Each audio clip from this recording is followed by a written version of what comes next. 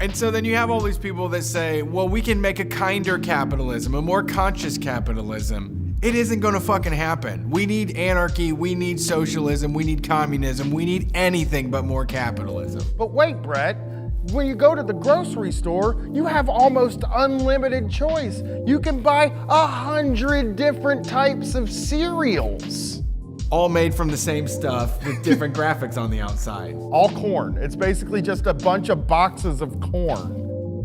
That's capitalism. It actually treats about 1% of the population like humans, and the rest of us like tools for those superhumans. You don't have any money, your bank account's low? I know where the money is. Jeff Bezos has it, the Waltons have it.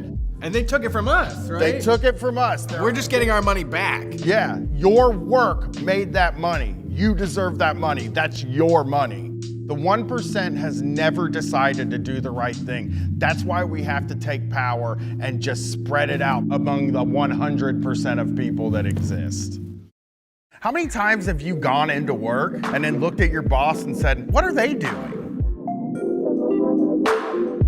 You ever think about the levels at a job, Brett? Of course, the people on the very bottom. What do? Usually clean. Yeah, and then there is the people just above them. They're the ones that do the second hardest job at the place, right? Deal with customers? Yeah, that sort of thing. And then there's another level above that, and that's the manager that's in the place. Now let's think about what comes after that, right? You might have a guy named like Glenn that comes to your office every 6 months, and you have to lay out the red carpet for Glenn. Think about what the person above Glenn does. Jerry is the person above Glenn, right? Okay. His job is basically going to lunch, right? Yeah, powerful meetings, shaking hands real hard. We're gonna go up to the CEO now.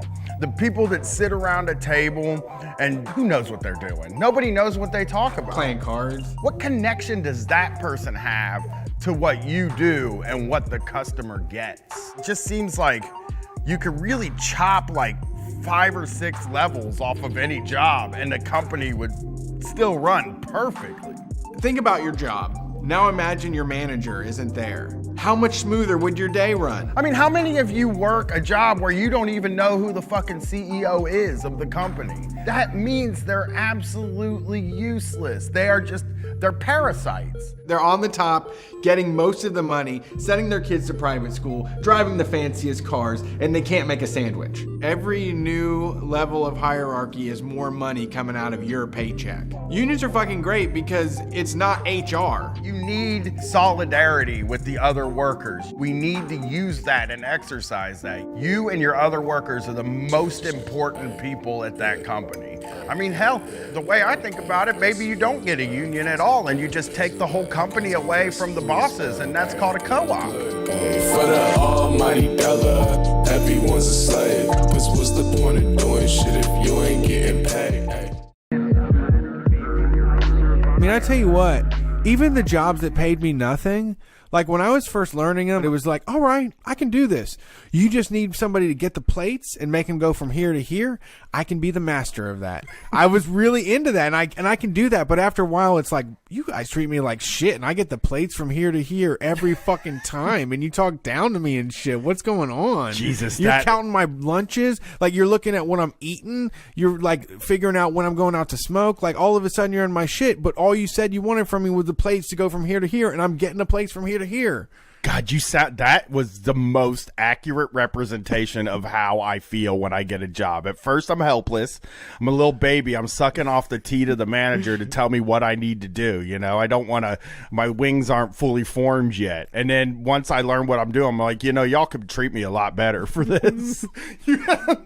I deserve a lot more for this. Wow, this is some bullshit right here. Now that you kicked me out of the nest and I'm flying through the sky and trying to flap my wings here, I don't think you're giving me enough. I don't like this. You didn't set me up right.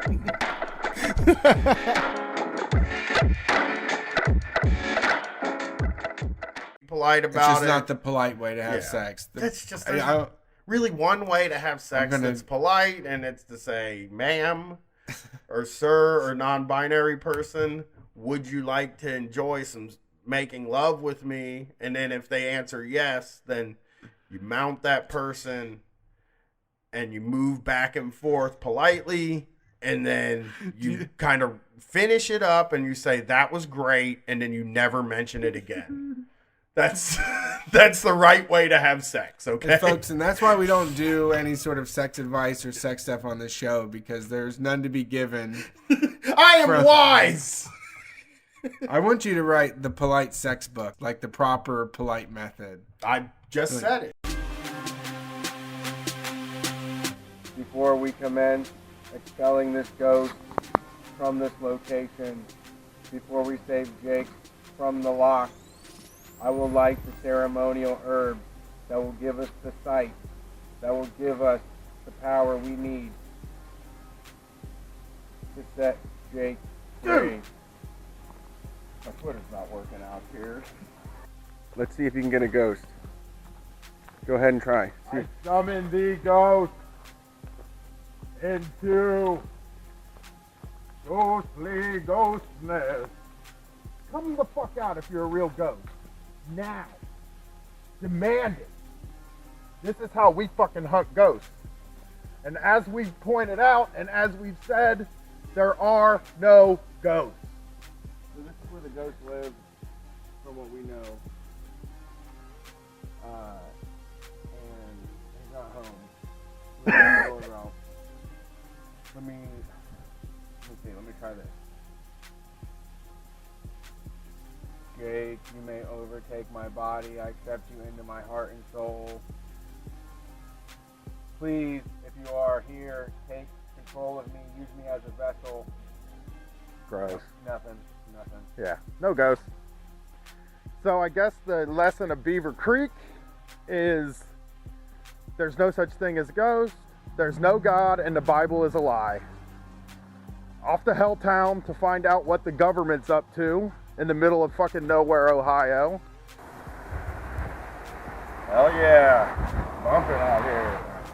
Can I get some of this safety herb in my lung, please? And thank you, are welcome here. Jake, you can't have any because they drug test. Yeah, if you go to work, man, you're gonna get drug tested. Jake, you son of a bitch! You get out here! Hey, Jake! Ain't coming. He ain't coming because he's afraid of me, Brian Quinby from Street Fight Radio. Brett, would you like a shot at Jake? Yeah. I just fell in a hole. That was Jake. That was all Jake. I think we found the ghost. Jake won't let you see your mention. He's like, don't look at your phone while you're at work, motherfucker.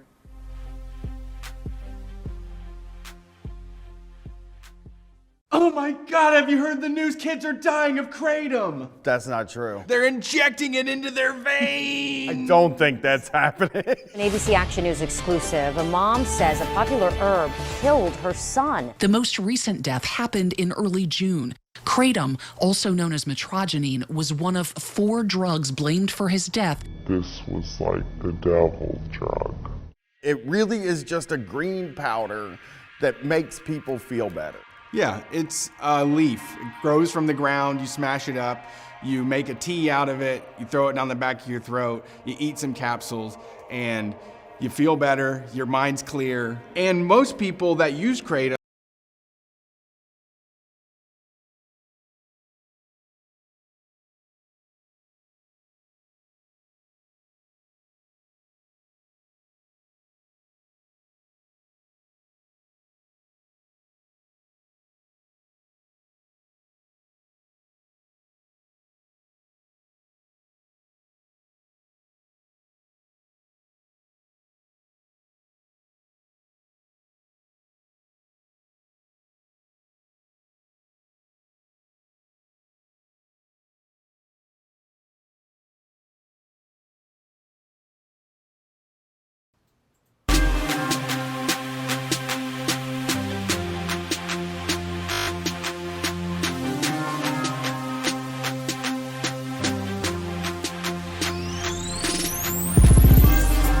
Hey, Street Fighters, what's up? Welcome to the show. It's Wednesday night, time for a street fight, the first of the year. New Year's revolutions are upon us. Thanks for listening. Thanks for tuning in. You can watch what we do by heading over to Facebook, Twitch, or Twitter. See the show as it happens. We record live. Otherwise, just subscribe to the podcast. You can find it on Google, Spotify, and Apple Podcast app.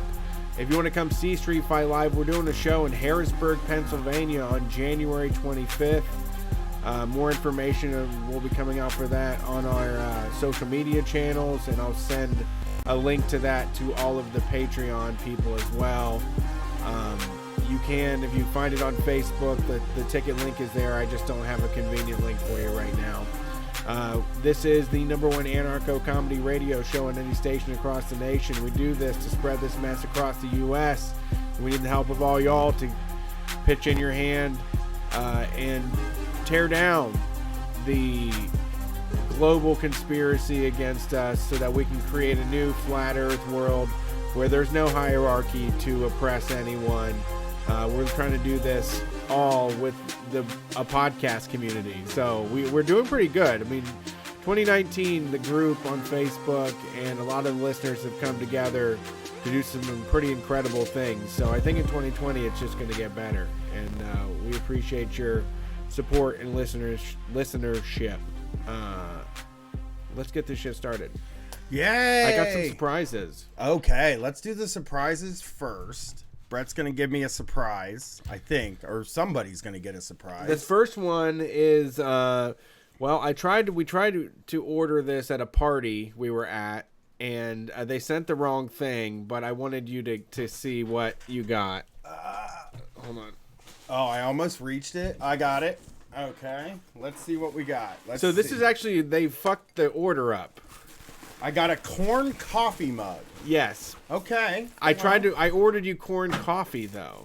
And they didn't send the coffee? No. They sent the mug? Yes. They were very late and they were apologetic and all they sent was a coffee mug. So now you have a corn coffee mug. All right, well, I'll drink my coffee that's not corn branded in my corn branded coffee mug. Yeah. It's beautiful. Someday you'll get to try the corn coffee. Yeah. This next one is very cool. I got to take a peek at this. This was from the mods of the Street Fight group. This is a gift to me, you, and Jake. All right. And you're going to have to get it on the stream there. Do not be gentle with it. I know you're kind. Oh, wow. Yes. These are beautiful. This, I believe, is me. That's no, that's Jake, right? Yeah, that's Jake. He's wearing a Bulls hat, which is not me, but it's cool. It's like an action figure. It's a paper figure guy. Which I love. I got, for me, they made me ICP style, put me in Jinkos, and made my hat say murder, which I should buy a hat that says murder. If they make them. Yeah, if they make them. You can get them made. Okay. You can get a hat that says murder made. And then Brett, in his anarchist cookbook getup, these are very cool. They're like paper figures. I don't know how they were made, but they're pretty fucking incredible. There's a gumball in there, too. And a little tiny gumball, whom I hate. But so these come to us from the Oscar Co. Austin Shue is a paper action figure artist that made these, and I highly recommend that you follow what they do. You can find them on Twitter, Facebook, and Tumblr. AUSGERCO, Oscar Co. Those are awesome. I'm going to put mine up in my house, maybe. I doubt it, though. I think we'll put it in the studio. Yeah, I was talking. I think we're going to get a shadow box so that way they'll be contained and we can put them on a wall. But yeah. I can't wait to mount them and put them up. We'll put them in the studio when we move into our new place. We'll have a wall of fame, which will be action figures. And thank you to everybody. Thank you to all the mods. We really appreciate it. That is an amazing gift. I don't know if this happened before or after, but I think I tweeted a month ago about how, like, very few things on my list of things to accomplish was get an action figure made of myself and get a pinball machine. Yes. And I think that's cool enough, and that, like, is enough like me. I think that crosses that off. So just pinball machine is, like, the only life goal that I have left. Yeah, can you mail us a pinball machine, maybe? That's my next goal in life. I mean, I would like a pinball machine, too, I think. Yeah, what would you go with? What would I go with? I'm really good at the Metallica one, but I don't like Metallica, but I would still take the Metallica pinball machine in a second. Okay. You know? Yeah. That's probably my favorite pinball machine, really, which is weird because, again, I'm not a Metallica guy, obviously. They have a great pinball machine, though. They really do have one of the best. They do. They have the best pinball machine. Of all the pinball machines that exist, Metallica has one of the best. So. I think I would go with Gone Fishing. That is my favorite one. Gone Fishing? Like from the movie? With Danny Glover and Joe Pesci? I don't think so. No, this was very cartoonish. they made one based on the famous Danny Glover Joe Pesci movie about going fishing. I think I remember that VHS cover now. Yeah, yeah. No, I never saw that movie. Never did either. Maybe I should watch that. We need to go back and watch some of these lost classics. Yeah, before people forget about them, for Pete's sake. You know what we need on this show? We need like a theme song sort of thing for every time we talk about Mike Rowe. Because we got some Mike Rowe audio this week. Okay, Mike Rowe audio. Mike Rowe audio with a special guest, Kevin O'Leary, also known as Mr. Wonderful. So we got two people we hate together from Shark Tanks. Yeah. The real estate flipper guy. Yeah, he owns 50 businesses, which he mentions approximately 60 times in this podcast. It's Kevin O'Leary has a YouTube show that basically amounts to a podcast. It seems like it has a much higher budget than Street Fight does, but they're only on the 11th episode. So there's lots of money for bullshit. Yeah, like famous people who start podcasts, I'm always like, how long is this going to last before they're like, I just hate doing this? Yeah. Does Conan O'Brien still do all his podcasts? They're still, yeah, he's winning awards for it. They're like, oh, this is just like a limited series, you know? They like decide later on it's just a limited series. Is this the Kevin O'Leary podcast? Yeah, I think so. It's his YouTube podcast. I don't know if it's like you can download it as a podcast or not. Oh, that's just his show. Yeah, I guess, but it really comes off as a podcast to me. Well, the booms are in the frame of the video. Yeah. They have the boom mics right in the frame. Yeah. So let's get it going. You know, we're gonna do some Mr. Wonderful and Mike Rowe audio and hear what they're doing. You know, really, it's great important mashup. To hear what they're up to. It is a great mashup. This is one of the good This is like Beatles Wu-Tang Clan style mashup. Monty, I'm 22. I'm a big fan of both Kevin and Mike. My question is about young people and the perception of success. It seems like for people of my generation, if you are a hard worker and you are interested in doing great things in life, it's almost the default path for you to go to university, get really good grades, and everybody wants to be a professor, everybody wants to be a doctor, everybody wants to be an investment banker. And it seems like simply getting a well-paid job in the trades, investing your money, running your own business, these things are swept under the rug and are seen as being less prestigious. And obviously, well, I mean, he's got a point there. How can we address this misconception amongst youth? And what do you think are the best methods to reach out to young people? This message that following the path laid out for you is not necessarily going to be the right path for everybody. Thank you. So this is famous Mike Rowe shit. Like Mike Rowe fucking loves talking about how people should not go to college. Yeah. And look, people should expect less. Yes. I don't think every person needs to go to college, right? I think college should be free. And I think it should be available for every single person that wants to do it. But I don't know that that's necessarily everybody's path. No. I also would say I don't think that everybody in the world wants to be either an academic, a doctor, or an investment banker. I just don't think that that's true at all. Well, they're in the world, that is what they say, right? They say you should go to college, and they say you should be an investment banker. People feel this people feel this pressure to. There's a lot of pressure to do that stuff, and in families not like mine. No, but in like these weird, highly successful families where they pressure their kids, they're like, you're going to make the right decisions. Like that's the choices you have, right? Yeah, I don't know that. Like, I can't think that investment banker is one of those jobs that like that I think people strive for it, and I think people work hard. No, I don't think they work hard to get to it. But like, I think a lot, I think like even just by virtue of looking at what people major in college, I think you would say that not everybody wants to fucking be those 3 jobs. No, you know, no, that's for the sure. thing that they complain about. Yeah. Is that people go there and major in English. And they're like, why are you majoring in English? And it's like, I don't know, because that's what I'm fucking interested in. Yeah. You know? Yeah. And everybody has a right to be interested. Everybody has a right to like go for the thing that they want to do. I don't think there's any harm in going for what you want. You know, like shooting for the thing that you want. If I'm majoring in English and I want to be an academic, obviously I understand that there's very few jobs and it's a very hard thing to get into. But if I'm good at it, if I'm great at it, then I will maybe get to do that, you know, or if things change, I might get to do that. Or I could be a high school teacher, or I could be a teacher. I could do something like that. They kind of see that as a waste of time, you know, like just learning things as a waste of time. I don't see it as a waste of time. And I don't think it should cost money. I don't think it should cost a bunch of money to do, you know? So let's hear what they have to say.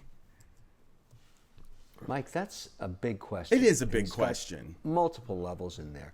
This idea of prestige, you know, I've always been intrigued with that you take a path and take a history degree instead of becoming a plumber. Sounds like a pretty stupid thing. Wait, is that it? No, there's more. This is 2 rich guys, by the way. I think it's important to frame this as this is 2 rich guys that work in show business. Yeah. Saying this, okay? Prestige, what is that? Let's try and define that issue. Well, let's start with his name, Monty. First thing I heard was Monty Hall. Oh, you Let's are make dumb a as a deal, brick. right? You're the man who makes deals, and what he's Weird. talking about fundamentally is a proposition, and it's a That's supposed to be- transactional proposition you that saying? will lead to some level of prestige. The answer is how much. So what we've been told for the last 45 years is that the best path for the most people happens to be the most expensive path. But if you never get a call, Like I kind of agree in that sort of thing, is that the best path is the most expensive path. But I think that like my solution is that it shouldn't be the most not expensive best. path. No, it's all fucked up because it's not the best. It's just the most rewarded. Like you can make the Yes. most money for skimming financial transactions because the biggest theft happens on financial transactions. You can make, you can make money doing any of the, like being a piece of shit lawyer because people pay up good money for being a piece of shit lawyer. Like the bigger crimes you can cover up, like the more you'll be rewarded. So it's not the best. No. I don't think. No, I don't think people look at It's a them as the misnomer. best. And I think like these guys are in a position where they worship like capital. Like they are like, I love investment. I think investment bankers are amazing, but I don't think they understand that most people hate investment bankers. Sure. You know what I mean? college degree, does that make you a lesser person? Well, it depends who you ask. A lot of people would say, yeah. What we did with college was we gave it Who a would PR say yeah? push. I don't and know. it needed one back in the 60s and 70s. But we pushed it at the expense of all other forms of education. I mean, this is also, an idea where this is also a thing where, again, these are probably 2 college educated guys, right? Like they went to college and everybody they know went to college and they're saying that you shouldn't go to college. But you they're know, getting like teed they're off for it. They're getting set up for it. Yeah. I don't know why this kid called in to ask them to do this. Yeah. So college became a cautionary tale. If you don't get the 4-year degree, then you're going to wind up turning a wrench or being a welder or some. Okay, I'm going to say this too. I was taught that if you don't get a degree, you don't get to move up in a company. And it's 100% correct, though. If you don't have a 4-year degree, you will never be management at the warehouse that you work at. Sure. You know? No, that's what made me frustrated with it. Yeah, absolutely. Absolutely. Let's hear a little more. Such vocational consolation prize. We set the table wrong we jacked with the very definition of prestige and thereby made it impossible for anyone who didn't have a degree, or at least very, very difficult, to compete for that prestige on a level playing field. Look, I think my view of this, and I've been trying to get lots. I'm going to move ahead a little bit here because they just never shut the fuck up. Yeah, I got one here. All right. Let's do this one first. Yeah, they're just like two pontificating dumbasses, too. Yeah, can actually successfully raise a family. That's what I tell people, because I don't really give a shit what you do, as long as you do it well, because you'll get paid well. Well, speaking of shit, I mean, Dirty Jobs was an homage to a willingness to get dirty. And the first season of that show, I affirmatively looked for sewage workers, sewer inspectors. I looked for septic tank cleaners. Sewage inspectors probably need a degree. My guess, I would imagine. And I also think that, like, those people still, again, they deserve to be able to go and learn about the humanities, the fucking English or whatever they're interested in. I think the people that clean septic tanks should also be allowed to follow whatever it is that's in their mind. Yeah. You know? Yeah, for sure. Like, it seems unfair to make it a choice between the two. Became good at doing something most people didn't want to do, and then found a way to love it, right? So for me, it's always the prestige thing is fundamentally backwards. We tell kids today the way to be happy is to first of all correctly identify that which will make you happy. Yeah. Then borrow whatever money it takes to get happy. Yeah. Then get your magic ticket. Then punch the clock. Then pay your dues. And then finally you can be happy. Again, never at all. Never in any of his things does he talk about the system being fundamentally fucked up, and that's the reason why these things happen. You know, reason these choices are being made by. I mean, there's like a whole group of people that don't get to live like this. That don't have, like, I never had these pressures. In my neighborhood, there was no pressures for anybody to go to fucking college and come back like a baccalaureate or whatever you call it. Baccalaureate. Let's hear what they have to say about Canada, which is a place where you can get a free education, right? Like we know that you can get that they will pay for a certain amount of university education. So let's hear it. They take jobs that really don't make them happy, but they have to eat, so they got to work. I think the real objective here, in answering Monty's question, circling back to what he's asking, is, you know, if you really think being a doctor or getting, you know, post-secondary education is going to make you a better person and make you more employable, you should do it. But the beef I have with everybody that thinks that way is, remember, you're going to get yourself $60,000 to $80,000. That's true. You're right. So you better do something where you can actually get a job. And what are those things? Well, I think there's the top three are engineering, and engineering. Sure. But engineering is a perfect example of a job that's both blue and white collar. There are so many facets of it, and it doesn't fit neatly into one vertical. But it's so wonderful because it doesn't matter where on that spectrum you are. Most engineers get employed, which is the goal. Sure. Because you're going to spend 4 years doing it. Right. And so they're basically saying, this is just, okay, here you go. This is where you're I wanted just to ignoring it. That's a personal tragedy. Here we go. But add it up. It's 1.6 trillion right now, and we hold the note on that. Yeah. You can't make everybody can't. We can't engineer our way out of everything. It's basically education's free up there, but you're paying for it as a taxpayer.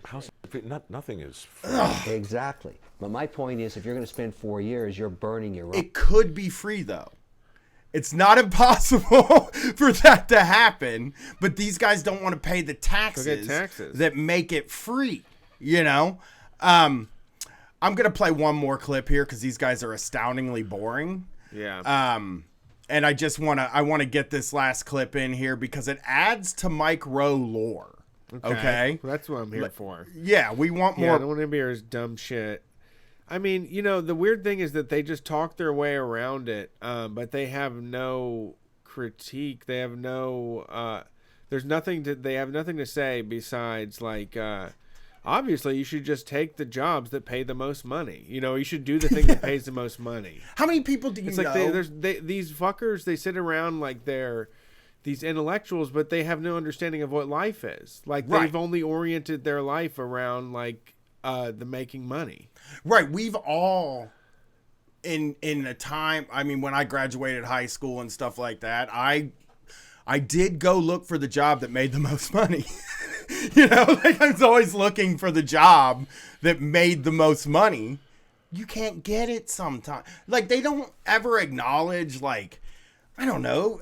I mean, they don't even acknowledge like having a working car is such an important part of life, you know? No, it's all bullshit. I mean, they don't, it's too worthless. It's just like, I don't know, it just lulls you into this idea that you're witnessing to, like, you're getting dropped knowledge right now. Like, these guys really know, you know, what they're saying, and they don't understand what the world is anymore. No, they have no idea what their way out of, like, whatever, like, real life is for people, you know, for the 99% of us. I mean, they're talking to, like, 18-year-olds and just telling them, like, don't, I mean, you know that thing you want to do? Yeah, you could be happy shoveling shit. Yeah, don't bother with the thing you want to do, you know? It's infuriating. It sucks because, like, I want people to fucking think that anything's possible. And I do think it's fucked up that, like, they make you go into super debt to go to college so that you can come out and end up in an office job. I also think that that's a systemic problem. And if it's happening to a bunch of people, then that means it's a problem with the system that we exist in. So maybe we should talk about changing that. Yeah, it's stupid because it's two fucking assholes that are performers that are just arguing like, give all of our money to the scientists, but they have art hanging on the wall, and they have expensive furniture, and their clothing were made from a designer, and all of this, and like the STEM over everything is such a stupid ass. It's a miserable life because I have had this. Like, this is what they are doing what they say. What they say, like, if you're going to go to school, you might as well just spend all your money on all your time and effort on STEM. And it's like, not everybody can do that. No, I can't. I know I can't. It's like they're setting. So Mike Rowe is like, you can either do something STEM or just be happy shoveling shit. Right. Would you want to? I mean, like, the thing is, like, I don't even want to live in a world where it's considered a waste of time to study the social sciences or the arts or humanities and stuff. Like, is that the world you want to fucking live in? Like, I mean, is that the world I mean, that's what they're going for. I mean, they're just the most selfish motherfuckers on the planet, to the point where they're like, well, that college isn't free. I mean, yeah, I can utilize it, and yeah, everybody I'm related to can utilize it, but you know, I have to pay a little bit of money out of my pocket. I have to make it so that, like, all the other people that live with me in my area, they also get a benefit. And that, I don't like that. I don't like the sound of that. I don't like the sound of that. Everybody should be on their own. If they don't choose to do engineering, they just have to deal with the life that they get. Yes, absolutely. So here's some Mike Rowe lore. I think this is going to be a good one, because I want to preface this by saying that one thing we know about Mike Rowe is that he worked at a movie theater when he was a teenager, right? A little bit out of school, he lived in a mansion for free because a woman thought there was a ghost in it, which really is just like she was just putting the guy up. Yeah. You know what I mean? Like, he was living rent free in a mansion. Yeah. You know? Yeah, he had a free place to live. So let's hear some lore here. This book. Handsome book. Yeah, very attractive. I like the guy on the front. Mike Rowe, The Way I Heard It, right here. What's this about? Well, I started writing a podcast. He started writing about 3 years ago in the style of Paul Harvey. You remember the rest of the story? Of course. Paul Harvey So short sucks. biographical mysteries about famous people. Rip the guy off. And you get to figure out what I'm talking about as I write it. Anyway, the podcast turned into a thing. 130 million downloads in a publisher. That is a thing. It's a thing. And the publisher said, you should put 50 of them together. We'll put a hard cover on it. It'll be a book. Yeah, She that's extracted the very best of the podcast, put it in That's book. one way to go. It's like Dennis Leary's tweet And book. I showed it to my mother. Here we go. She said, oh, Michael, what an amazingly lazy way to publish a book. So I said, well, what do you suggest? At least she's being honest. She's honest. And my mom's a best-selling author, you know, and so Wow! I heard that and I was like, all right. Interesting. Another piece to the puzzle. Wow, Mr. Hard Scrabble Mike Rowe knows what life is like. Yeah, so... When your dad's a bricklayer, right, and your mom's a bank teller. Yeah, no, he, all right, okay. So his mom's a best-selling author. Yeah, do you think that gives him a leg up in working in the entertainment business or show business or publishing or anything like that? It seems helpful. Do you think he might have started on third base? Because I don't care whether he did or not. I think he did.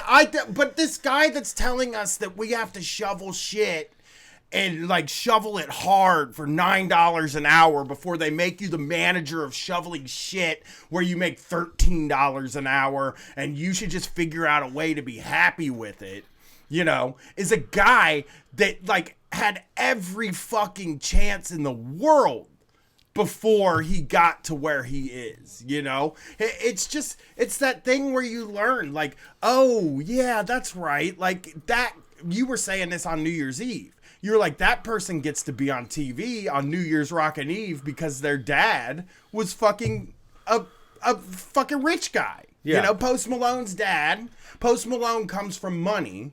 And now Post Malone is somehow fucking famous. Somehow we find all the most talented, most famous people come from rich families. You know? Or their parents are fucking best-selling authors. You know? Yeah. If I had the connections like that, fuck, I could have made Street Fight probably happen fucking 20 years ago. Yeah. You know? Absolutely. You don't have, like, these guys start on third base and then they run around and fucking tell us what we're doing wrong. Like, what we should be doing. Oh, no, well, you should be doing, like, other stuff. Like, you're not, like, really cut out for this. Yeah. It's kind of like I am. the Minutemen talk about how blue-collar people aren't supposed to create or do anything entertaining. They're just supposed to actually do work. Yeah, I feel that way too. I see that a lot from even like leftists and stuff, is I see a lot of people say like, hey, you know, a lot of us are going to have to be working class and a lot of us are going to have to work. And it's like, yeah, I understand that. Like, I totally fucking get that. And I was that guy for a long time and I had to work really hard to get to the point that I'm at.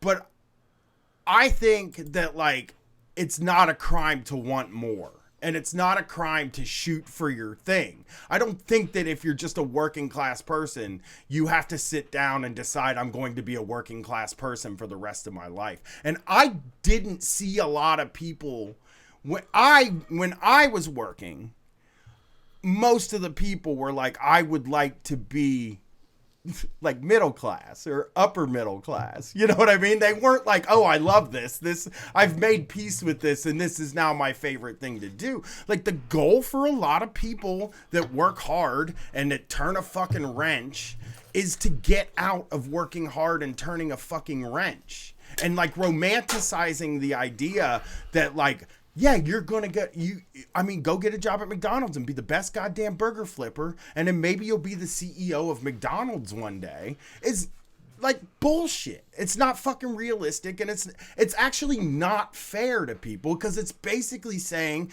that where you start is where you have to stay, you know? Like, cause I started working class working class family. And like, that's what I was supposed to be. That's what I got to be, and that's what you were allowed to be. You know, that's what you should have been able to... Like, Brett should have ended up being a bricklayer or working in a fucking call center. You know? Like, there's no... You don't... Like, it's almost like if your parents weren't connected to a corporation or your parents weren't an artist or something like that, that you don't get to, like, be an artist then. You just don't get it. It's not... It's not for you. Yeah, I don't know. That's a very heavy conversation to get into. Yeah, I guess. I mean, I'm doing it. That's what I'm saying. But there are a lot of people. It's changed. I mean, it's like being on TV to sell bombs and like pop is not like making it though. Right. Yeah, I agree. I mean, so speaking of STEM, they got a story from Fox News. Well, I like reading about the Democratic primary on Fox News for some reason. I think it makes it more interesting in a way. But I imagine, are they scared? I don't think so. Are they laughing at it? Do they think it's buffoons or what? I sort of think that they are pretty sure they're winning, But I was listening to Don Imus earlier this week, and I think I was listening to an episode from somewhere in 2012. Right? Like 2011. This would be on the way to the election in 2012. And he had Mark Levin on, who is, for those that don't know, he's like a right-wing radio guy. Scumbag. Yeah, he's a real piece of shit. And he had him on, and they were very, very, very positive. This was early in the Republican primary for 2012. And they sort of felt like anybody that they put up to run against Obama was going to win. So I think that like when you're a Republican or a conservative and all the news you're reading is conservative and all the memes you see are conservative and everything is conservative around you, you just think that you're going to fucking win every time. Like you can't, like there's no possible way we can lose. So yeah, they're goofing on them right now. They're goofing on the Democrats. They don't feel like they're a threat at all, which I don't feel like they're much of a threat unless, they run somebody that cares about something, If Joe Biden's the nominee, I don't think that the Democrats are a threat at all. They'll get steamrolled. Yeah, if Pete Buttigieg is the nominee, I wouldn't take him serious. I have seen some of the Trump people have busted out in some of the local buy-sell groups. Oh, really? Yeah, somebody was like, I know it'll get me banned, but I don't care, and just like posted a badass Trump meme. Really? Yeah. And then someone else replied. It was like, well, if you're getting started, and then they were like just going to meme celebration, MAGA shit. I mean, it's time. It's January 1st. It's an election year, and we got to square ourselves with that. So Democratic presidential candidate Joe Biden's suggestion that coal miners should learn to program as the United States transitions away from fossil fuel shows disdain for the profession. See? A representative of West Virginia miners said Wednesday on Fox and Friends. Yeah. And this is like definitely goes back to Mike Rowe, where he's like, let these boys go back in them coal mines. What are you, crazy? Yeah. How are you gonna get power for them computers unless these guys get black lung? Exactly. Yeah. I mean, and I understand if you're a coal miner, you're sort of insulted by this. Sure. Obviously. Like I totally get. But well, one of the best. Go ahead. Tom said it. It stuck with me. But Tom said it on tour was that like his grandpa, like that guy, like they would be like, you ain't allowed in here. Like he wasn't allowed to go to the grocery store in his bibs if it was like covered in coal and shit. Like he had to take a shower before he could get anything done in town. He said now the guys, like the young ones, the MAGA, coal roller, whoever they are, like they're more opportunistic about it. Like they go straight from work to the bar and walk in and kind of get a little bit of a round of applause from people. And little discount. Yeah, a little discount. And it is, it's like, it's ignoring the conversation about people giving up their lives for our electricity and power and all of that. And like Mike Rowe is just like pushing that all aside and just like calling it brave. And like it's out of like a fucking, a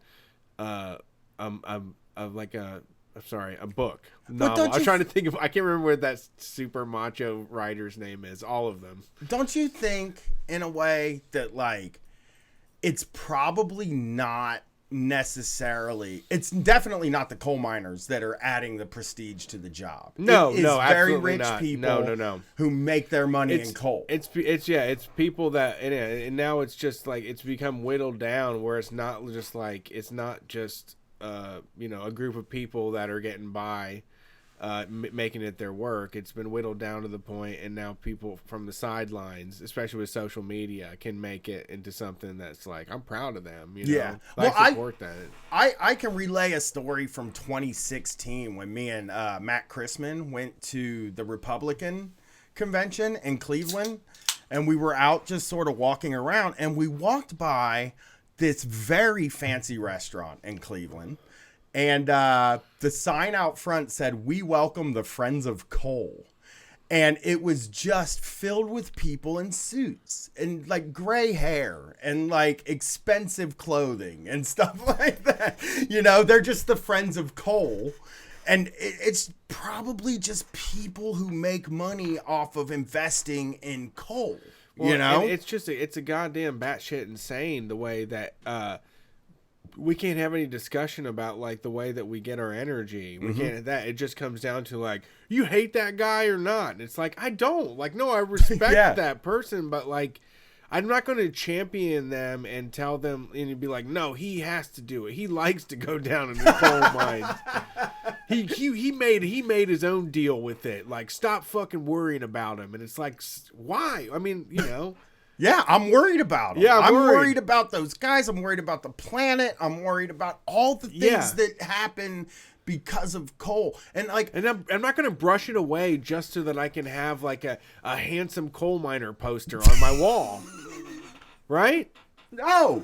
And this is the same argument we get into about universal health care too. It's like those jobs are going to go away, and it's like, yeah, like we gotta figure out a way to transition away from stuff like this. Like I hate that it is like wrong to try to say we need to like transition away from people giving their bodies to old rich people that have like legacies that are buying entire mountains. Yeah, taking away all our entertainment jobs. Yeah, really.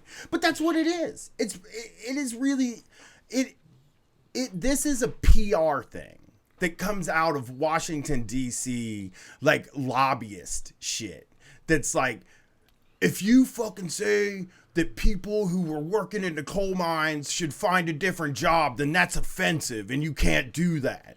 Yeah, but it's also like Democrats are the worst. Like, I hate them just as much. Like, I do. It's kind of sucks because I mean, I do need to like refight with my in-laws, and like I have to reassociate myself because I feel like they've kind of just slipped into thinking I'm like a Democrat or something. Yeah.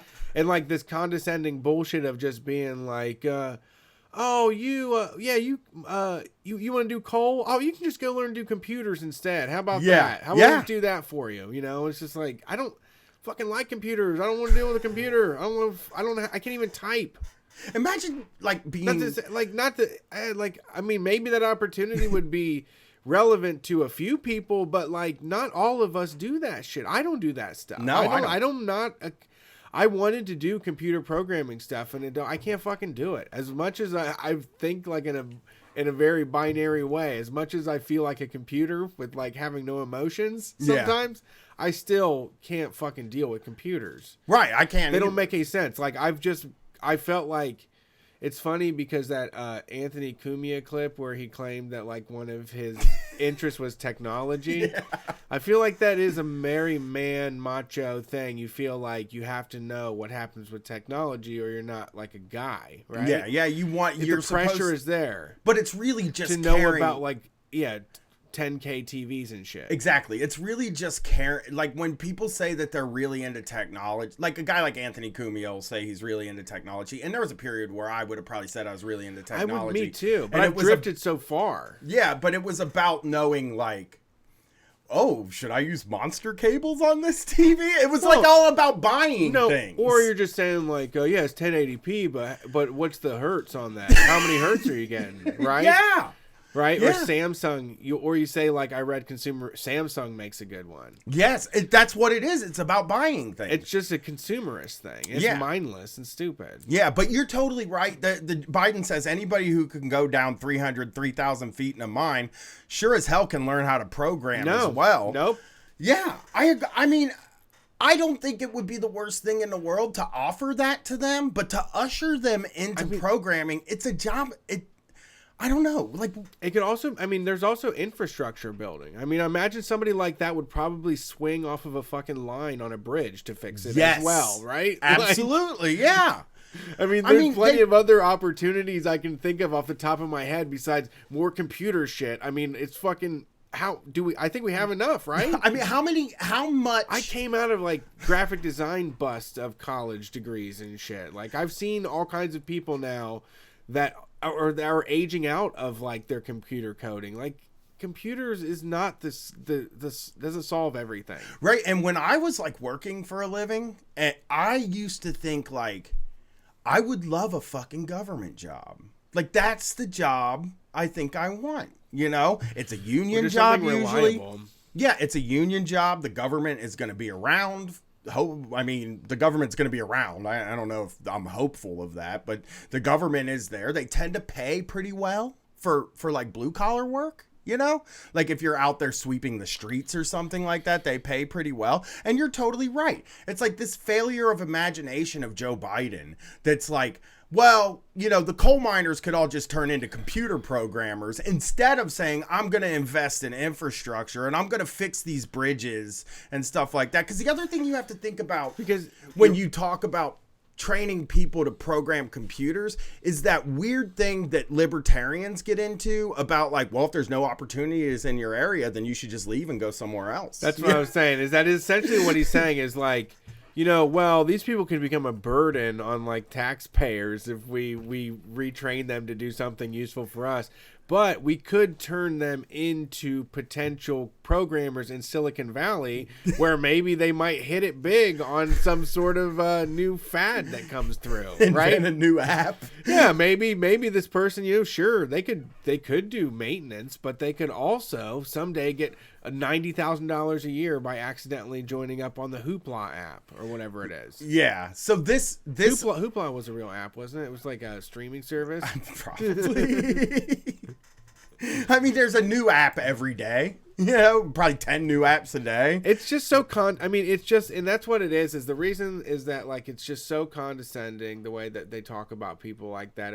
It's what makes me fucking dislike them. Mm-hmm. And the only way you can get by it is if you're the Democratic side, you just have to acknowledge that, like, yep, we should be trying to better ourselves and we should be trying to do more and we should be trying hard and we should be, you know, going to college or we should be coding, you know, we should be making ourselves useful, you know, like that's like it's an opportunity. Like they believe that they believe in sheeple and they believe that we have to be led and that we're just like completely useless. And it's like, well, if you knew how to code, that would at least get you something. Right, they're managers. They're managers. Fucking, right. It really is like, it was funny because earlier this week, there was this Mike Bloomberg tweet that was so funny to me. It's like this, it says, if I'm elected president, I'm going to turn the East Room into an open office floor plan. Nice. Who said that? Mike Bloomberg. Really? Running as a Democrat. And I saw that and I was like, these fucking people don't know what we hate about them at all. Oh, no. Like, they have no fucking idea. Oh, no. Like, they totally played into the thing I hate about Democrats. We're going for their base on that one. Yeah. Like, and PR people. We'll get a ping pong table in here, too. Oh no, we're gonna get one of the new concrete outside ping pong tables for everybody to play year round. He was like, he said also like, you know, and then I'll only use the Oval Office for like special things, and most of the time I'll be out there in that open office floor plan. Is that what he said? Yeah, I swear I'll find I'm it. gonna need room to breathe. He's like, I'm a pacer. I like to stretch sometimes. I like to bust out a stretch out of nowhere. So I need room to breathe. It was cracking me up because I mean that's honest. I think that like the era of Trump, I wish the Democrats can't make themselves human. There's just nothing about them that can make themselves human, right? Yes. Yeah. They're just so naked about it. Like and it is like when I talk to these people though, when I talk to Democrat people, they just are like talking about TEDx talks. They're so boring. Like NPR, they say the same shit. Like they're just so obvious.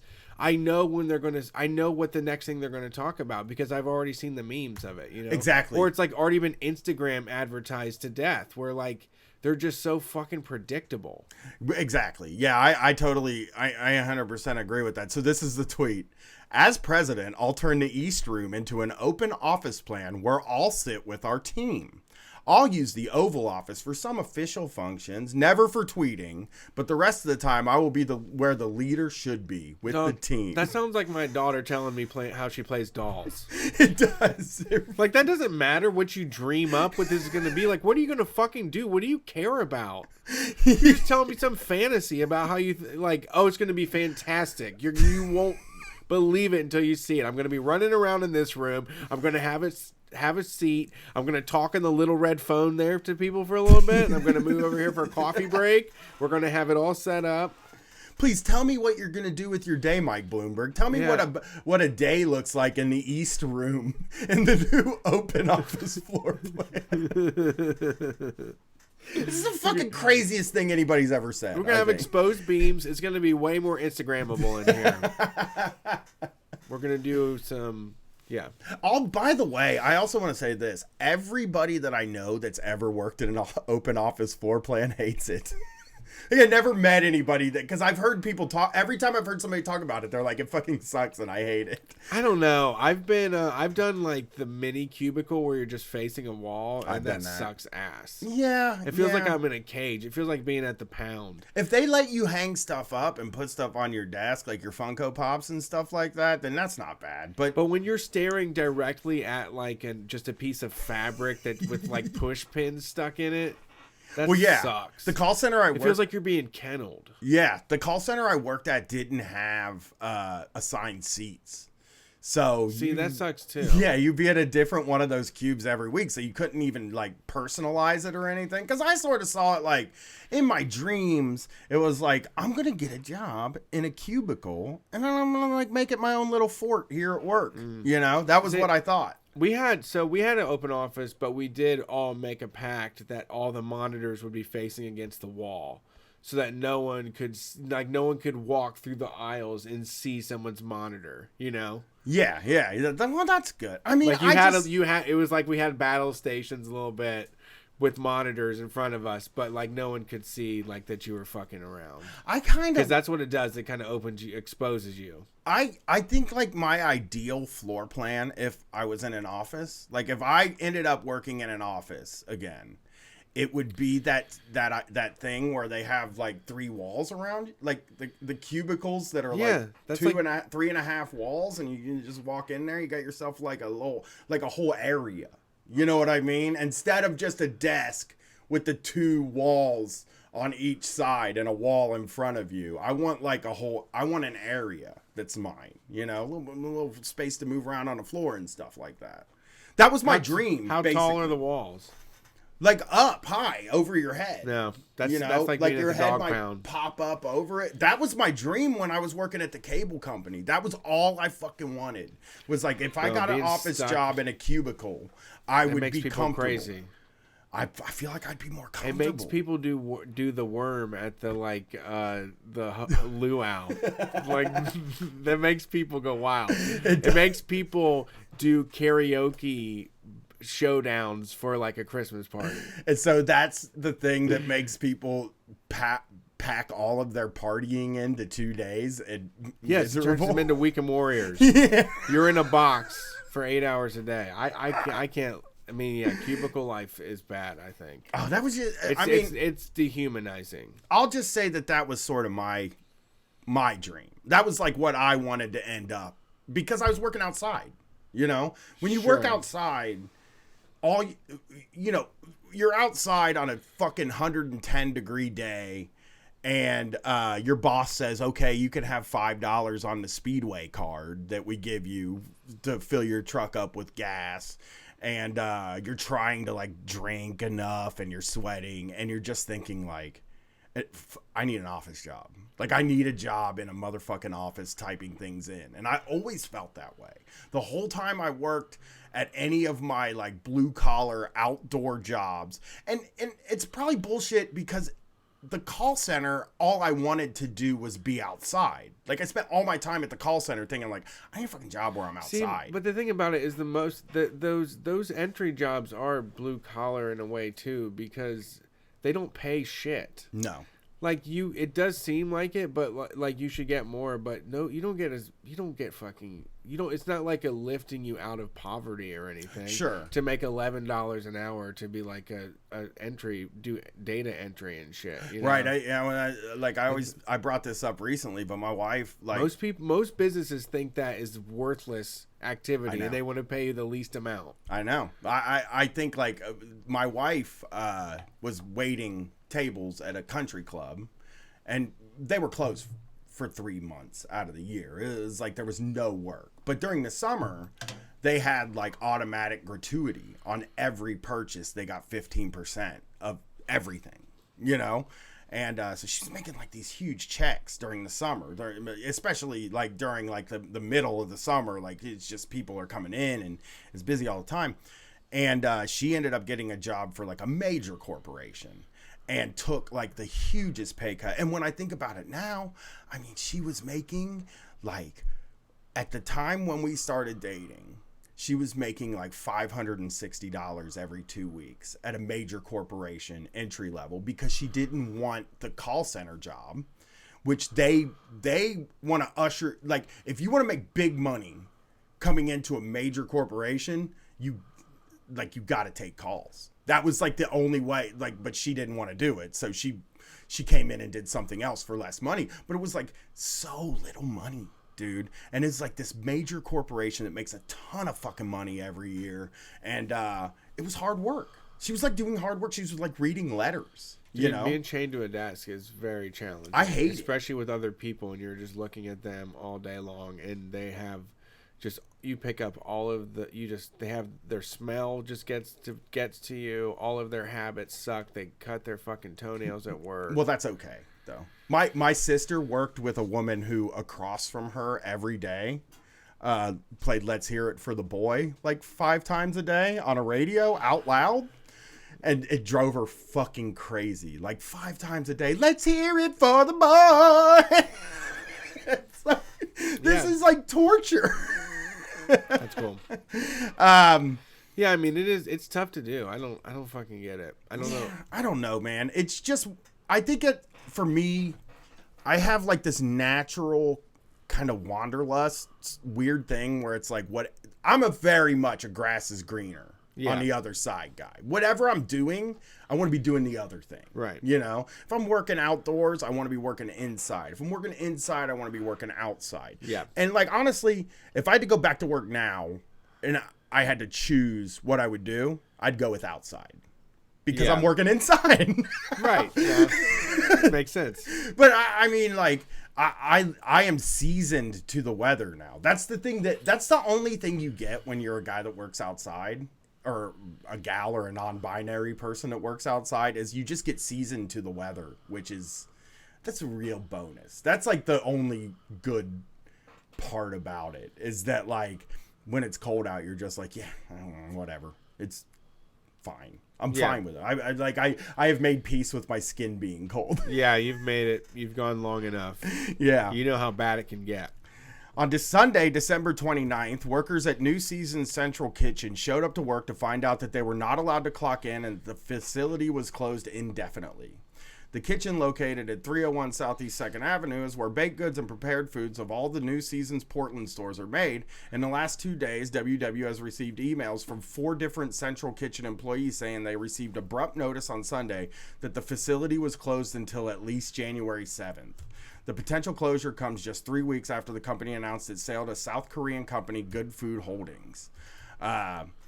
One employee who spoke with us by phone, asking to remain anonymous for fear of retaliation, says that they showed up to an empty parking lot for their Sunday shift and were made to wait in a break room until managers arrived to explain the situation. The HR manager and another woman apologized for the abruptness and vagueness. The Central Kitchen employee says they said the information was coming to them almost at the same rate it was coming to us, and that New Seasons is halting production to assess whether or not it can continue or move forward. Wow. Yeah. So just out of nowhere? Yeah. Well, they got bought, and then it's like, sorry about that. We might not need you. We're gonna put a pin in this. Yeah. So put a pin in your life. Yeah. Hey, can you just hold off? Like, don't get another job, please. Yeah. Don't get another job.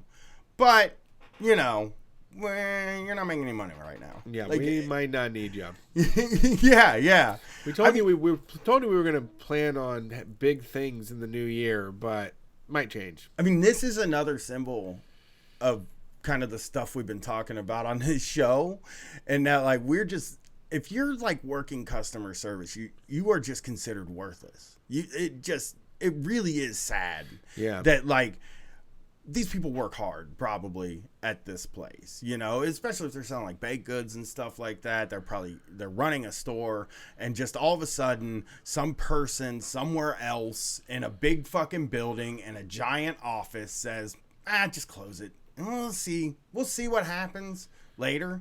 Yeah. And it's just, I mean, these are the kind of people that deserve the people that go to work at a place like this. They're the kind of people that deserve like the valorization and stuff. Like the customer service people are like so under-respected in a way.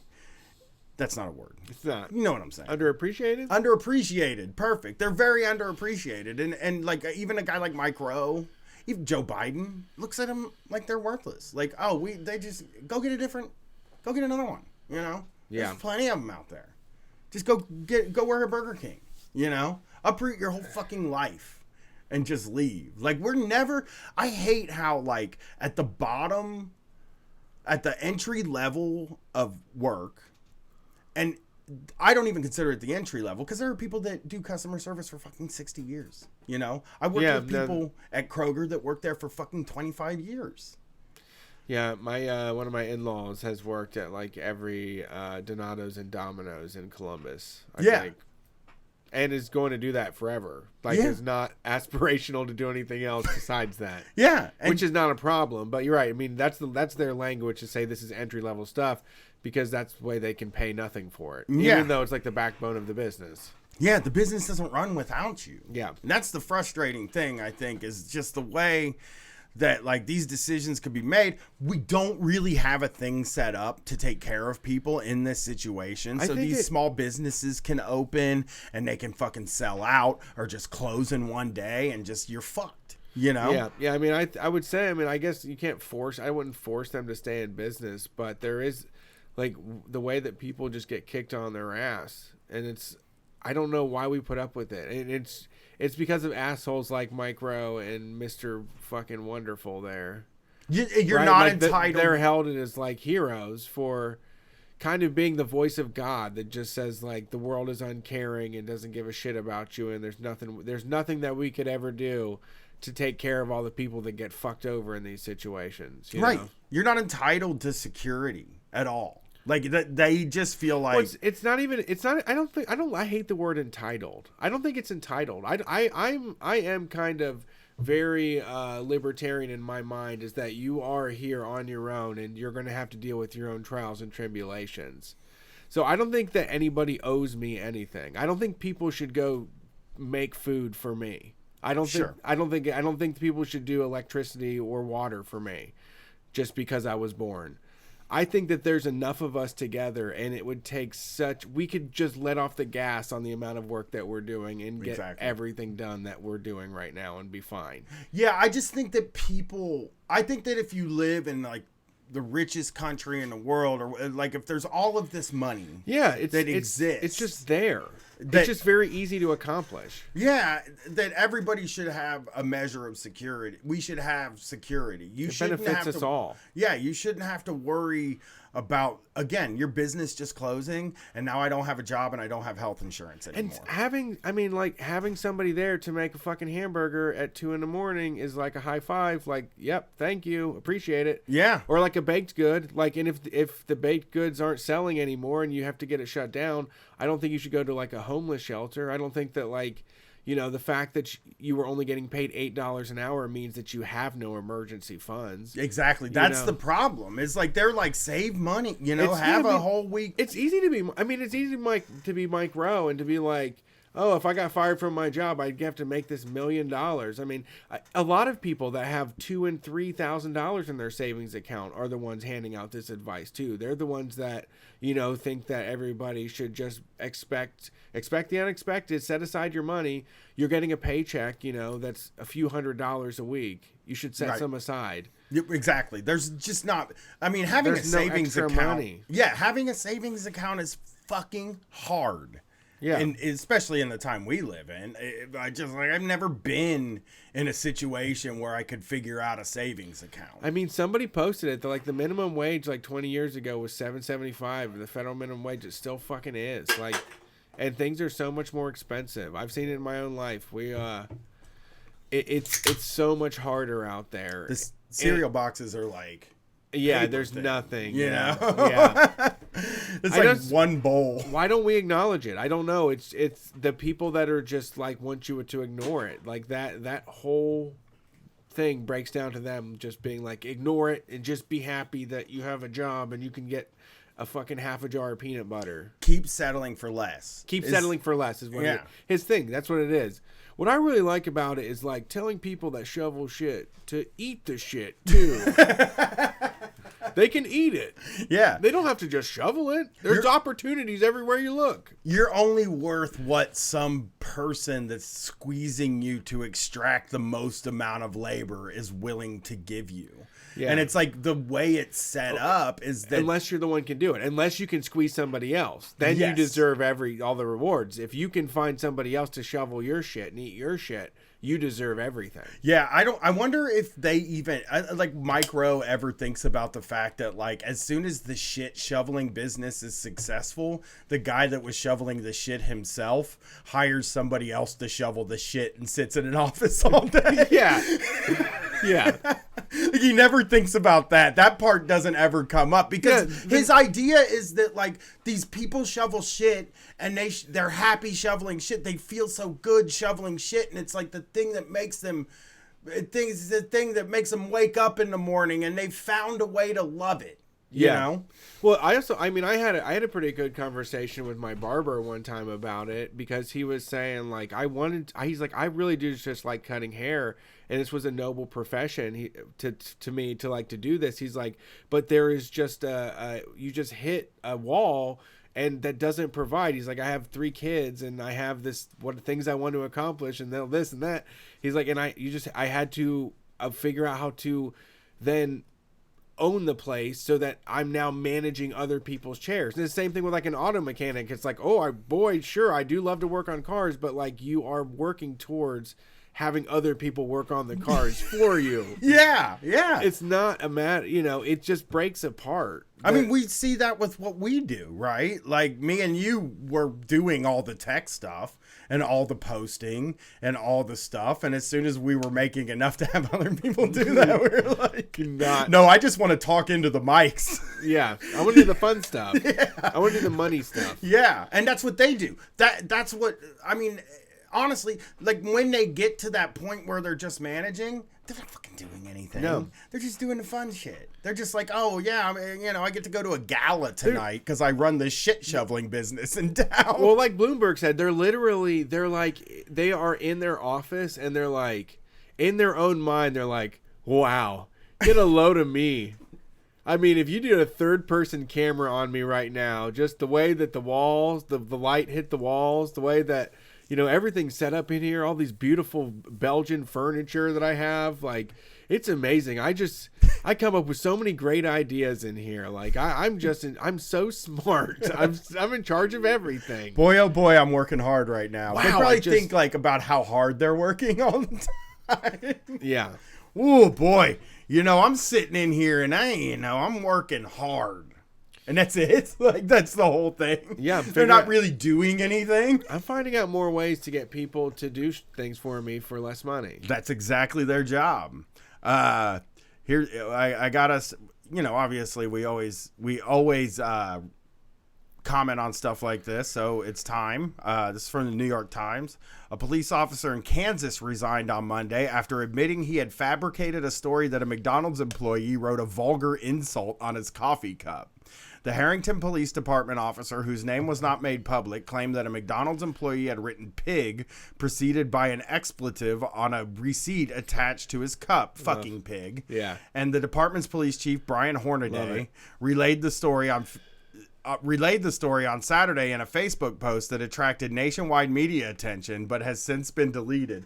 Yeah, I mean, it is very easy for these cops to attract nationwide media attention. They just, I mean, he just didn't realize, or they don't write your name on the cup at McDonald's. No, like, they that's don't. a thing. Like, They just definitely get don't. you the cup and it doesn't have your name on it. Well, but maybe in this they were like sending a message though. He taped like, the receipt. Don't come back. He had the receipt on the cup.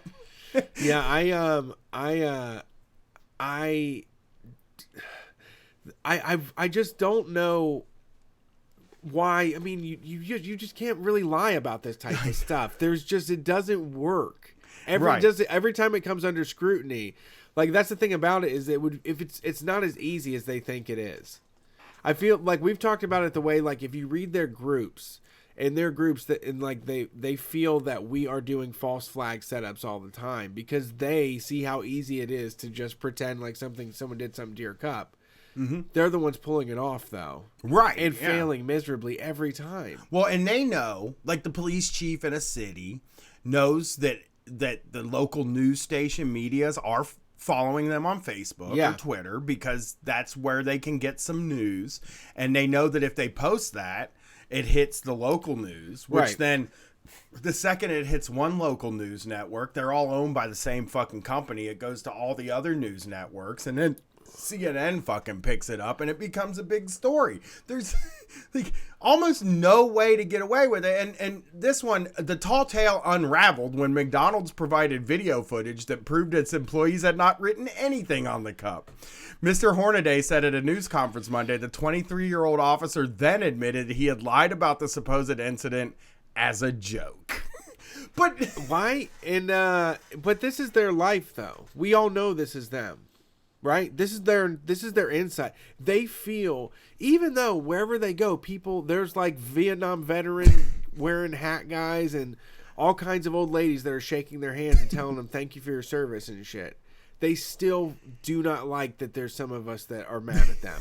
I know. They can't deal with it that somebody wouldn't fucking like them. People or aren't grateful for them. People that aren't cops and aren't related to any cops stick a sticker on their car that says that they love cops. The Blue Lives Matter sticker on the car that says they love cops. I mean, we are in the minority of people. Now, when you start talking about service workers, they... a lot of times, especially when I was working in like restaurants and shit, like, you're usually on the fucked up end of what the police do. Oh yeah, you know. No, I mean service work. Yeah, that's who's that's who the police are dealing with. The police are punishing people for not having money. Yes, yeah, that's absolutely. part of the system of like the Mike Rowe system. Is that like you should try harder to be like somebody that the police would protect. Right? Exactly. Yeah. Well, I mean, we talked about this on New Year's. Because you can do whatever the fuck you want if you have money. Yeah, we talked about this on New Year's. It's like once you have money and like, I guess you buy the right clothes and then you're just allowed to do anything you want. You know, you're just allowed to like walk into a store. You could, I mean, I walked out of fucking Whole Foods with a pizza in my fucking hand. I fucking walked in there, ordered a pizza, and then walked right out the fucking door without paying for it. Nobody even looked at me. And it's probably because Whole Foods doesn't really even do loss prevention, because the people that go to Whole Foods are the type of people that don't get punished for shoplifting. When you have the money, when you have the fucking money, you just pay it. Yeah, yeah. Right, no one is going in there to rip off the register, to rip them off because they have so much extra money they can actually just fucking pay for it. Exactly, yeah. But it is the same thing we've talked about before with the police, is like they don't understand why somebody that's making $9 an hour would hate them. But then you think about, like, you know, I live in a neighborhood where there is a lot of money and the, you know, it's fucking like it's 90% white probably, and it's like just this. It's like a sort of suburb off of Columbus, right?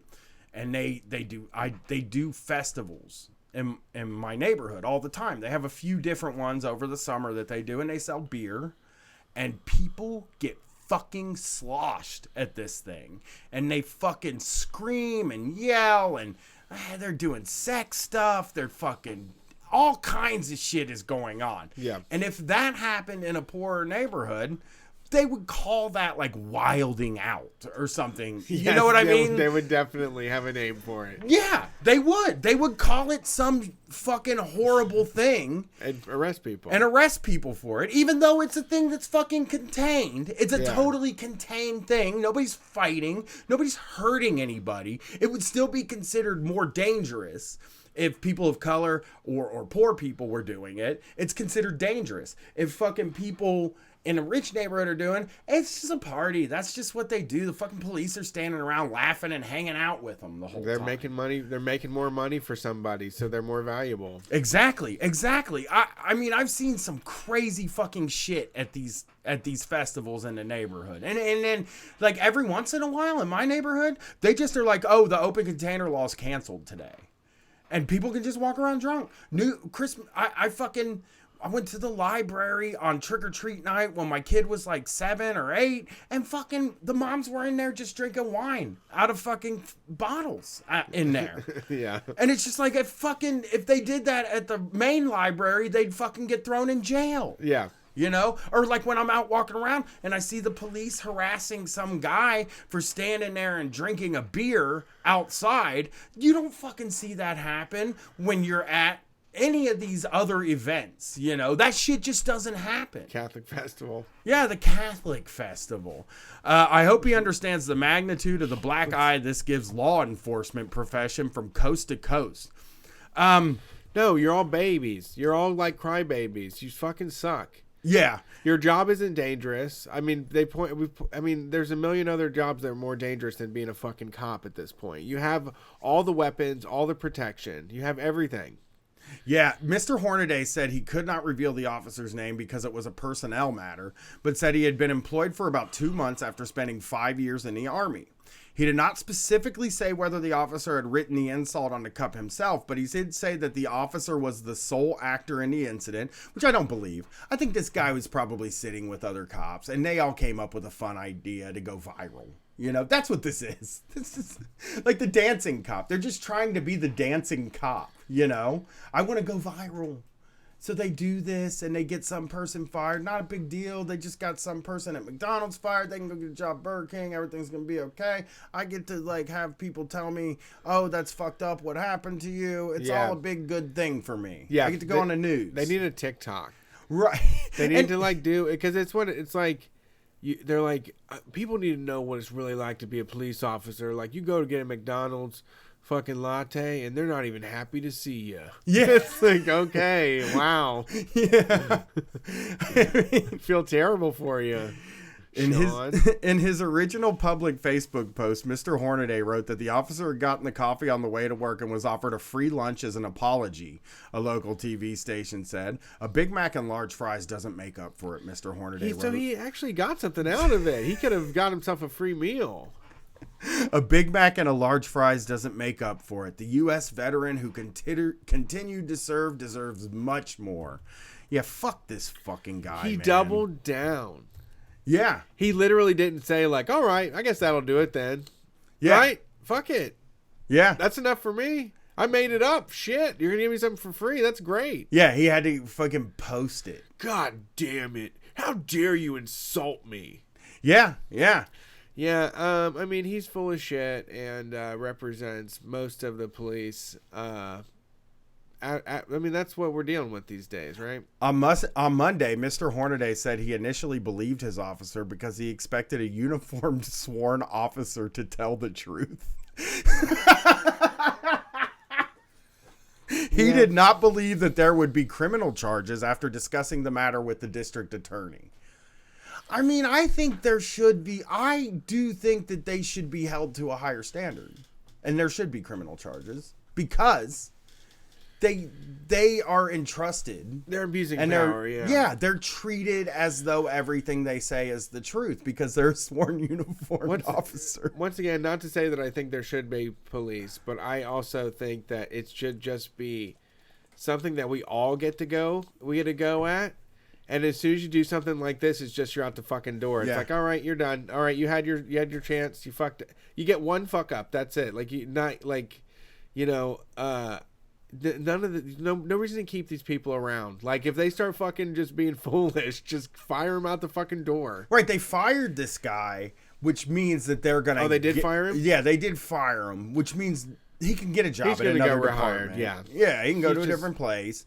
And it also just means that they get to now lord that over us forever. That, oh, we fired a guy who did wrong. Did you see that? Hey, Yeah. you know, they'll be lording that over us until we die now. Right. Because like nobody that murders somebody ever gets in trouble or Sure. fired. But you know, if you fuck around and or like the Nazi cops, right? Did you see that story in West Virginia? Like they had a whole cadet class who took a picture of after their graduation in their uniforms doing the Sieg Heil salute, and they just fucking fired every single one of them. Wow. But it's like, fucking, why don't you do something about the guys that get out there and actually kill people? Yeah. You know what I mean? For sure. All right. Well, that's the show this week. We'll be back with the call-in show. The variety show is January 24th. In Columbus, Ohio. In Columbus, Ohio, Ruby Tuesday with District Sentinel Radio and Jake Flores. And it's going to kick ass. The last one was very fun, and I think everybody should come to this. If you can get to it, come to it. And also, January 25th, we will be in Harrisburg, Pennsylvania. And every Wednesday, we're at wrestling, except for today. But that's fine. Yeah. Thanks for tuning in. Thanks for watching what we do. If you want to support and not even support, I mean, like we say support, but just do you want to buy our entertainment? We have more of it on patreon.com. There's a new episode of Undercover Boss we just recorded. There's a new Shark Tanks episode is on there too. A new zine just got released. There's bonus audio like Shocktober and Teen Fight Radio. There is, I think, we're going to try to do 3 more episodes maybe of Team Fight or 2. And then there will be a Shocktober special. And then there will be American Podcasts, a short series about Kid Rock. All right. So, yeah, there's premium audio, all kinds of stuff over on patreon.com/streetfightradio. Hey, come hang with the gang. Get crazy with us. We're going to do that variety show in Columbus on the 24th. And then we're driving to Harrisburg, Pennsylvania the next day. So that's happening on the 25th. It's a Saturday later this month. You can find all of that information. If you go to Patreon, honestly, and sign up for the email, you'll get all of that stuff for free sent to you, or check the social media. Otherwise, stay tuned. I'll get you a better link. We'll see you later this week. We're Street Fight. Peace.